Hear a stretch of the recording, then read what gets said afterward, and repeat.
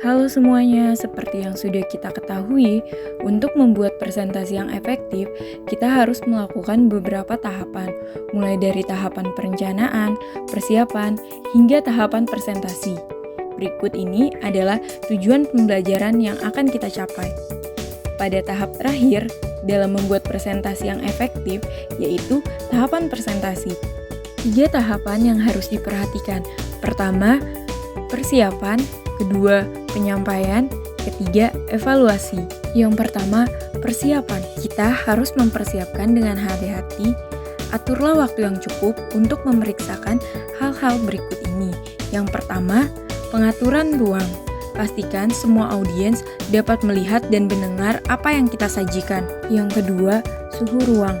Pastikan suhu ruangan tersebut nyaman, tidak terlalu dingin, dan tidak terlalu hangat. Yang ketiga, aturlah pencahayaan ruangan. Idealnya, ruangan tersebut tidak terlalu terang dan tidak terlalu gelap untuk menampilkan presentasi. Yang keempat, electrical power atau daya listrik. Pastikan ada daya yang kuat sesuai dengan kebutuhan untuk presentasi.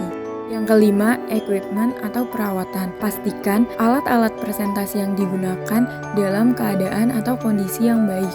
Yang keenam, keamanan. Awasi semua kabel audio serta listrik. Jangan lupakan sediakan fitur darurat yang telah dipastikan bahwa langkah pengaturan presentasi sudah disiapkan. Selanjutnya, tahapan kedua, yaitu delivery atau penyampaian. Umumnya, keberhasilan utama dari sebuah presentasi adalah tergantung pada seorang penyaji. Berikut ini langkah-langkah yang perlu kita lakukan untuk menjadi penyaji yang baik.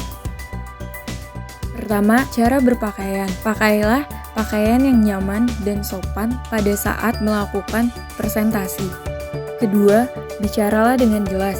Gunakan bahasa tubuh yang positif. Hindari perilaku seperti sering melihat jam tangan atau mengelus rambut. Yang ketiga, interaksilah dengan audiens untuk memperjelas dan menarik perhatian. Pertahankan kontak mata dengan seluruh audiens. Keempat, tunjukkan detail penting dan visual. Bisa dilakukan dengan bantuan laser pointer.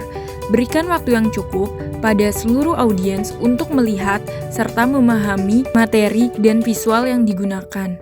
Tahapan terakhir dalam tahap presentasi adalah evaluasi. Dalam evaluasi, mintalah bantuan orang lain untuk menilai presentasi yang telah kita lakukan. Dengan begitu, kita dapat memperbaiki atau meningkatkan kembali skill dalam melakukan presentasi. Wah, tidak terasa ya, kita sudah membahas 3 tahap dalam membuat presentasi yang efektif. Bagaimana teman-teman? Apakah sudah paham dalam ketiga tahap tersebut? Terima kasih sudah menyaksikan ketiga video kami. Semoga video yang kita sajikan bermanfaat. Sampai jumpa!